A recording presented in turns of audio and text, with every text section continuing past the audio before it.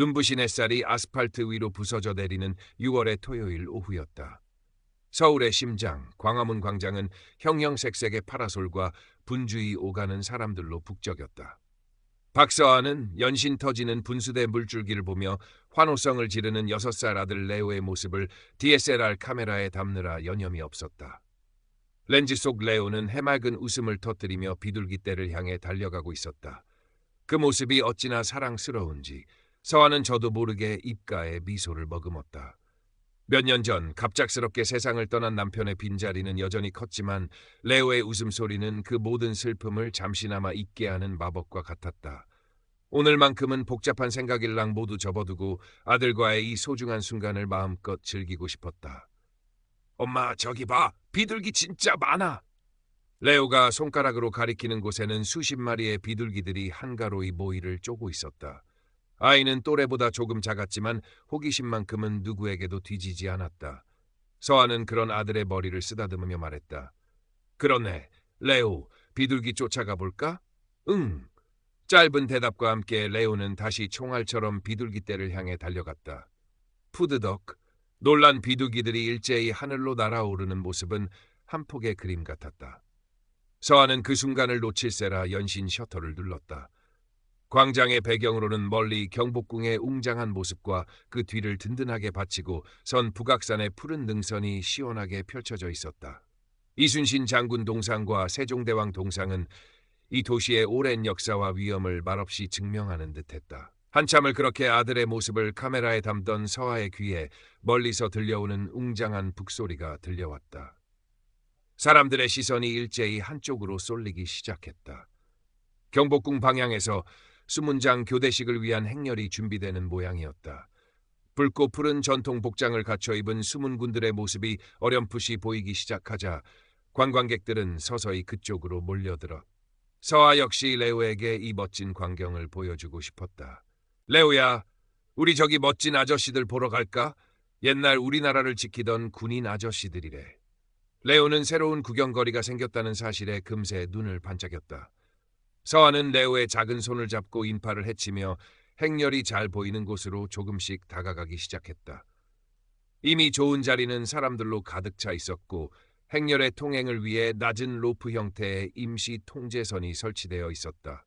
바로 그때였다. 레오가 갑자기 서아의 손을 뿌리치고 통제선 안쪽으로 폴짝 뛰어들어갔다. 방금 전까지 쫓아다니던 비둘기 한 마리가 통제선 바로 안쪽에 앉아 있었던 것이다. 레오야, 안 돼! 서아가 다급하게 외쳤지만 레오는 이미 비둘기를 향해 몇 걸음 다가간 후였다. 놀란 서아는 반사적으로 레오를 잡기 위해 자신도 모르게 통제선을 넘어섰다. 아들의 팔을 막 잡아 끌어내려는 순간 날카로운 호루라기 소리가 고막을 찢을 듯 울려 퍼졌다.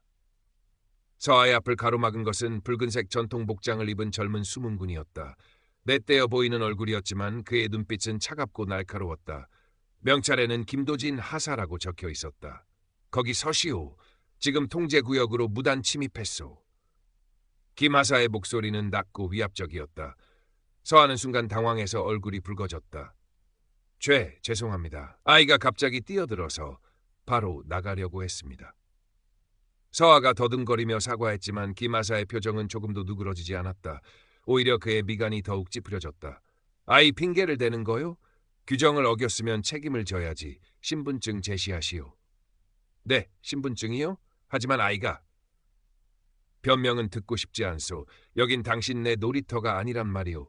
즉시 신분증을 제시하지 않으면 공무집행 방해로 간주하겠소. 김 하사의 목소리는 점점 더 커졌고 말투는 딱딱하고 사무적이었다.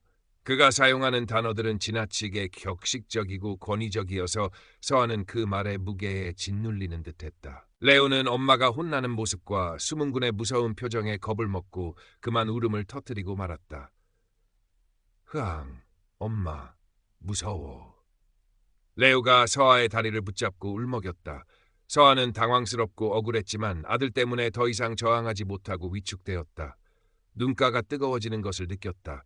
남편 없이 혼자 아이를 키우면서 겪는 서러움과 이런 예기치 못한 상황에 대한 무력감이 한꺼번에 밀려왔다. 주변 관광객들이 어느새 이 광경을 애워싸고 수군거리기 시작했다. 몇몇은 스마트폰을 꺼내 동영상을 촬영하는 듯했고 또 다른 몇몇은 안타까운 표정으로 서아와 레오를 번갈아 쳐다보았다. 하지만 누구 하나 선뜻 나서서 도와주려는 사람은 없었다. 서아는 마치 동물원의 원숭이가 된 듯한 수치심과 함께 깊은 고립감을 느꼈다. 어떻게 해야 하지? 그냥 사과하고 빨리 이 자리를 벗어나고 싶은데 서아는 떨리는 손으로 가방에서 지갑을 꺼내려 했다. 그때 김하사 뒤편에서 조금 더 연륜 있어 보이는 다른 숨은 군이 천천히 다가왔다. 그의 명찰에는 이연수 병장이라고 적혀 있었다.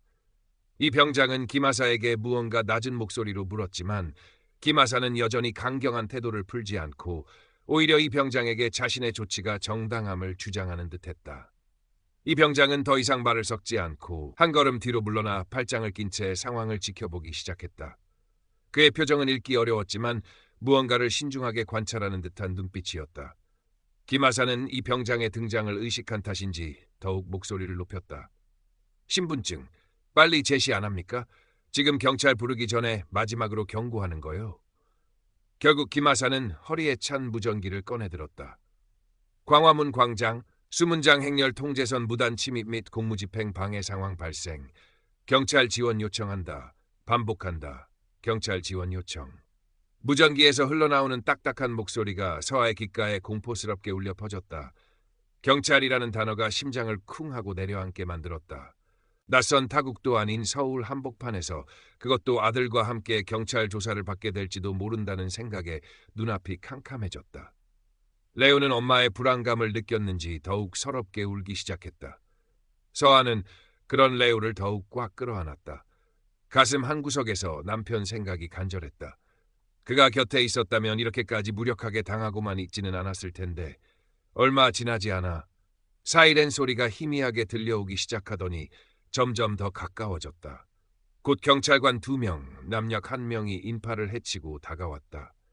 주변 분위기는 더욱 심각해졌고 관광객들의 수군거림도 잦아들었다. 모두의 시선이 서아와 김하사 그리고 경찰관들에게 집중되었다. 김도진 하사는 기다렸다는 듯이 경찰관들에게 다가가 경례를 붙이고는 서아를 손가락으로 가리키며 상황을 보고하기 시작했다. 그의 목소리에는 서아의 규정 위반과 비협조적인 태도에 대한 분노와 함께 자신의 정당한 공무 집행이 방해받았다는 뉘앙스가 강하게 풍겼다. 그는 서아에 대한 강력한 법적 조치를 요구하는 듯한 어조로 말을 맺었다. 서아는 눈물이 금방이라도 쏟아질 것 같았지만 아들 앞에서 약한 모습을 보일 수 없어 가까스로 참아냈다. 떨리는 목소리로 서툰 한국어와 가끔 튀어나오는 단어를 섞어가며 필사적으로 경찰에게 해명하려 했다. 경찰관님, 제 아들이 갑자기 실수로 정말 죄송합니다. 바로 나오려고 했는데. 말을 하면 할수록 더욱 횡설수설하는 것 같았고 목소리는 점점 더 기어들어갔다. 레오의 울음소리는 절정에 달해 거의 악을 쓰는 수준이었다. 서아는 거의 패닉 상태에 빠져 레오를 달래면서도 경찰관들의 눈치를 살폈다.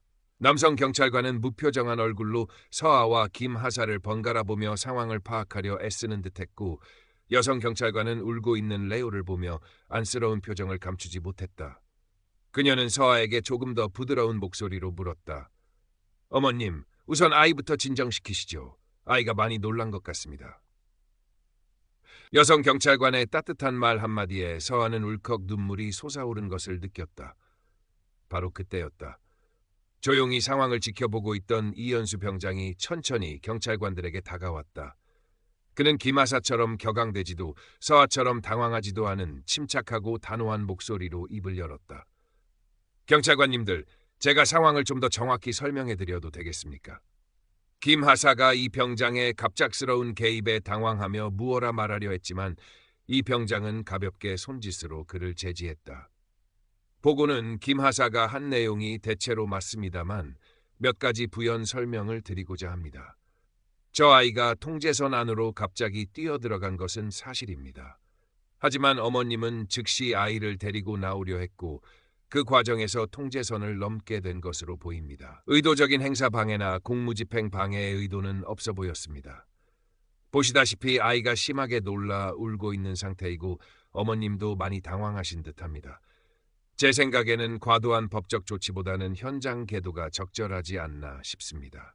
이 병장의 말은 감정적이지 않았지만 상황의 본질을 정확히 짚어내며 불필요한 확대 해석을 경계하는 뉘앙스를 풍겼다. 그는 조직의 규율을 어기지 않는 선에서 인간적인 판단을 내릴 수 있는 여지를 경찰에게 제공한 것이다. 그의 목소리에는 오랜 경험에서 우러나오는 듯한 연륜과 설득력이 묻어났다. 김하사는 이 병장의 말에 얼굴이 벌개졌다가 하얗게 질리기를 반복하며 반박하려 했지만 이 병장의 차분하면서도 흔들림 없는 눈빛과 무언가 생각에 잠긴 듯한 경찰관들의 신중한 태도에 결국 입을 다물고 말았다. 그의 어깨가 미세하게 떨리는 것 같았다. 경찰관들은 서로 짧게 시선을 교환한 후 남성 경찰관이 서아에게 입을 열었다.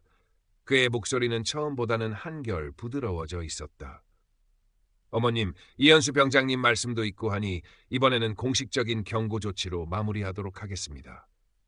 하지만 다음부터는 공공장소에서 아이를 좀 더 세심하게 살펴주시고 특히 통제구역에는 절대 들어가지 않도록 주의해 주시기 바랍니다. 여성 경찰관도 따뜻한 미소를 지으며 덧붙였다. 아이가 많이 놀랐을 텐데 이제 괜찮을 거예요. 어서 아이 데리고 가서 좀 쉬게 해주세요. 서아는 안도의 한숨을 크게 내쉬었다. 온몸에 힘이 쭉 빠지는 것 같았다. 네, 감사합니다. 정말 감사합니다. 서아는 경찰관들과 이현수 병장에게 연신 고개를 숙여 감사 인사를 전했다. 이 병장은 서아에게 짧게 고개를 끄덕여 보인 후 굳은 표정의 김하사에게 김하사 순찰 재개하도록 하지 라고 낮게 말하며 그를 데리고 원래의 위치로 돌아갔다. 김하사는 여전히 불만스러운 표정을 감추지 못했지만 어쩔 수 없이 이 병장의 뒤를 따랐다. 그의 뒷모습에서는 분함과 함께 어쩌면 약간의 혼란스러움 같은 것이 느껴지는 듯도 했다. 서아는 여전히 겁에 질려 훌쩍이는 레오를 품에 꼭 안고 황급히 광화문 광장을 빠져나왔다. 조금 전까지만 해도 즐거움으로 가득했던 광장이 이제는 차갑고 무서운 기억의 장소로 변해버린 것 같았다. 심장이 여전히 두근거렸고 다리가 후들거렸다. 하지만 동시에 낯선 이현수 병장과 여성 경찰관의 작은 이해와 배려가 얼마나 큰 위안과 힘이 될 수 있는지도 어렴풋이 깨닫고 있었다. 그녀의 마음속에는 김하사에 대한 분노와 억울함, 경찰관들과 이 병장에 대한 감사함, 그리고 거대한 권위 앞에서 한없이 작아졌던 자신에 대한 복잡한 감정이 뒤섞여 소용돌이쳤다. 숙소로 돌아가는 택시 안에서 서아는 창밖으로 빠르게 스쳐 지나가는 서울의 풍경을 멍하니 바라보았다. 품에 안겨 잠든